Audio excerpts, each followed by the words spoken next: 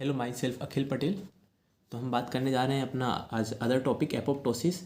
ये general physiology में topic आता है एपोप्टोसिस। ये हमारा यूनिवर्सिटी एग्ज़ाम में मोस्टली शॉर्ट क्वेश्चन आंसर में आ जाता है एपोप्टोसिस। इसके पाथवे बताइए।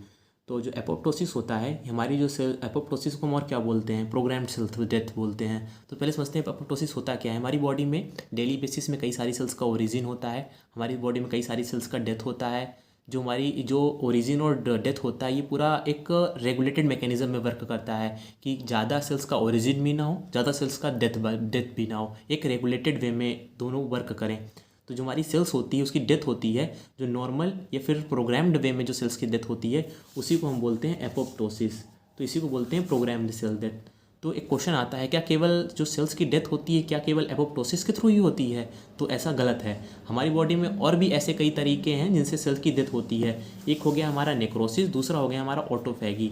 अब ये नेक्रोसिस क्या होता है? नेक्रोसिस क्या होता है कि ये अनप्रोग्राम्ड वे में हमारी सेल की डेथ होती है। मान लीजिए कोई एक टिश्यू है जिसमें जो डैमेज हो गया तो उसकी वजह से उसकी जो सेल्स हैं उसकी डेथ हो जाएगी, तो उसे हम बोल देते हैं नेक्रोसिस।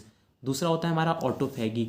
ऑटोफैगी में क्या होता है कि जो हमारी बॉडी में लाइसोसोम्स प्रेजेंट होते हैं वेसाइकल्स में, जो हमारे लाइसोसोम्स रिलीज होते हैं, तो इनकी वजह से जो हमारे प्रोटीन्स होती हैं ये सारी डिनेचर हो जाती हैं, सेल्स का लाइसिस हो जाता है।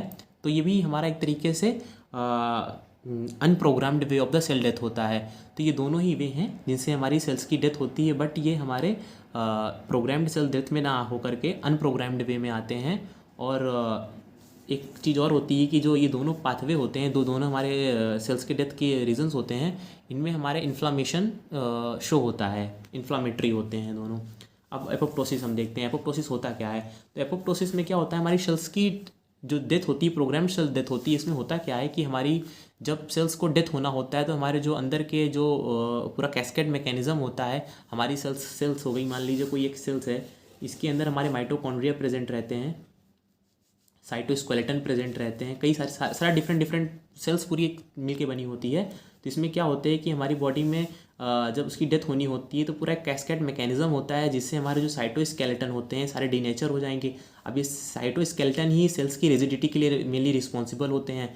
तो जब ये साइटोस्केलेटन हमारे डिनेचर हो जाएंगे तो इसकी वजह से क्या होगा कि जो हमारे डीनेचर मीन्स डिसेंबल हो जाएंगे, तो इससे हमारी जो सेल्स होती है वो श्रिंक कर जाएगी। जब सेल्स श्रिंक कर जाएगी तो इसके बगल से जो हमारी मैक्रोफेजेज हैं जब वो मूव करेंगी तो इसको श्रिंक देख करके इसकी मेम्ब्रेन से अटैच कर जाएंगी और इसको इंगल्फ कर लेंगी। तो जो सेल्स होगी वो ऐसे करके हमारी डीनेचर हो जाएगी, डीनेचर बोलो डिसेंबल हो जाएगी। उसके बाद आता है हमारा कि इसके पाथवे क्या क्या होते हैं एपोप्टोसिस के। एपोप्टोसिस के बेसिकली हमारे 3 पाथवे होते हैं, इंट्रिंसिक पाथवे, एक्सट्रिंसिक पाथवे और परफोरिन पाथवे होता है। इंट्रिंसिक पाथवे क्या होता है, नाम से ही मालूम चल रहा है कि सेल्स के अंदर ही कोई पाथवे ऐसा हो रहा है। तो मान लीजिए हमारी कोई एक सेल है, ये एक सेल है, सेल्स के अंदर हमारे माइटोकॉन्ड्रिया प्रेजेंट रहते हैं, ये हमारे माइटोकॉन्ड्रिया प्रेजेंट है। तो इंट्रिंसिक पाथवे में क्या होते हैं, हमारे सेल्स के अंदर ही कोई भी रीज़न हो गया, टॉक्सिन हो गया, हाइपरथर्मिया हो गया,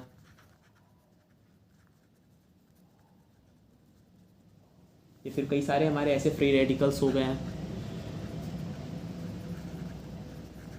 या वायरस हो गया।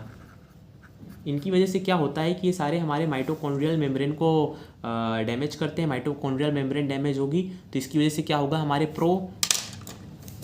माइटोकॉन्ड्रियल मेम्ब्रेन में अटैच करेंगे तो इससे क्या होगा, हमारे प्रो एपोप्टोटिक फैक्टर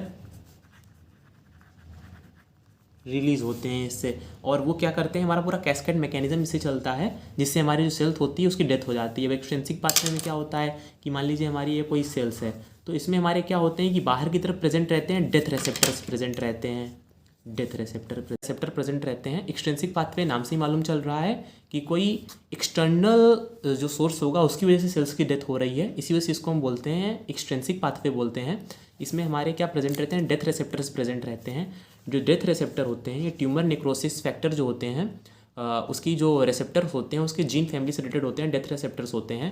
तो ये हमारा क्या होता है, जब ये एक्टिवेट होते हैं तो इससे हमारा जो पोस्ट रेसेप्टर इफेक्ट होता है, इसमें क्या होता है, हमारा डिस्क का फॉर्मेशन होता है डेथ इंड्यूसिंग सिग्नलिंग कॉम्प्लेक्स का फॉर्मेशन होता है और उससे हमारी सेल्स की डेथ हो जाती है।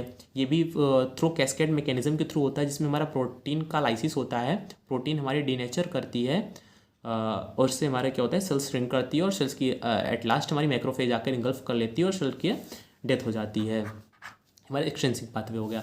थर्ड पाथवे होता है हमारा परफोरिन पाथवे होता है। ये मेनली हमारी जो सेल्स होती है, वायरस इन्फेक्टेड सेल्स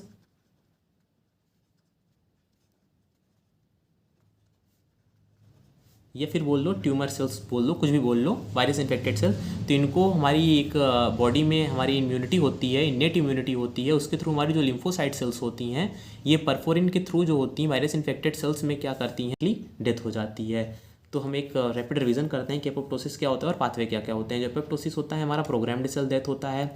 इसमें होता क्या है कि हमारे जो पूरा एक कैस्केड मैकेनिज्म होता है, प्रोटियोलाइटिक मैकेनिज्म होता है, जिसमें सेल्स हमारी श्रिंक करती है। क्यों श्रिंक करती है? क्योंकि जो हमारे साइटोस्केलेटन होते हैं वो डिसेंबल हो जाते हैं और उसके डिसेंबल होने की वजह से जो मैक्रोफेज होती है उसके बगल में जो मूव कर रही होती है वो उस सेल्स को इंगल्फ कर लेती है और अल्टीमेटली उस सेल्स को डाइजेस्ट कर देती है और सेल्स की डेथ हो जाती है। अब एपोप्टोसिस ही केवल क्या सेल्स की डेथ का रीज़न होता है? नहीं, तो अगर हमारे अदर रीज़न भी होते हैं, नेक्रोसिस और ऑटोफैगी। नेक्रोसिस हमारा सेल डेथ हो जाती है और ऑटोफैगी हमारा जो होता है लाइसोसोमल्स एंजाइम की वजह से जो हमारी सेल्स डेथ हो जाती है उसे बोलते हैं ऑटोफैगी। फिर हमारे एपोप्टोसिस के जनरली 3 पाथवे होते हैं, इंट्रेंसिक, एक्सट्रेंसिक और परफोरिन पाथवे होते हैं। इंट्रेंसिक पाथवे क्या होता है? इसमें हमारे सेल्स में इंटरनली कुछ ऐसे कॉज होता है जिसकी वजह से सेल्स की डेथ हो जाए। जिसमें क्या होता है कि हमारी बॉडी में टॉक्सिन, हाइपोथर्मिया या फिर फ्री रेडिकल, वायरस, ये सारे क्या करते हैं कि जो माइटोकॉन्ड्रियल मेम्ब्रेन होता है उसको अफेक्ट करते हैं। तो माइटोकॉन्ड्रियल मेम्ब्रेन को अफेक्ट करेंगे तो इससे क्या रिलीज़ होता है? हमारा प्रो एपोप्टेटिक हमारे एंजाइम रिलीज़ होते हैं, जिससे हमारा जो आगे का एपोप्टोसिस का जो प्रोग्राम्ड सेल कैस्केड मैकेनिज्म होता है वो होता है। एक्सटेंसिक पाथवे क्या होता है? एक्सटेंसिक पाथवे होते हैं हमारे एक्सटर्नली होती है, ट्रांसमेम्ब्रेन रिसेप्टर प्रेजेंट रहते हैं जिन्हें बोलते हैं डेथ रिसेप्टर। इसमें आकर के हमारा एक्टिवेट होते हैं जिसके फॉर्मेशन होता है हमारा डेथ इंड्यूसिंग सिग्नलिंग कॉम्प्लेक्स का फॉर्मेशन होता है। फिर सेम टू सेम हमारा कैस्केड मैकेनिज्म होता है जिसमें हमारे प्रोटीन क्लाइसिस होता है। फिर हमारी सेल श्रिंक रहती है, सेल श्रिंक रहेगी तो उसमें हमारी जो मैक्रोफेज होगी उसको इंगल्फ कर लेगी और सेल्स अल्टीमेटली डेथ हो जाएगी। तीसरा होती है हमारी नेक्स्ट हमारा परफोरिन पाथवे होता है।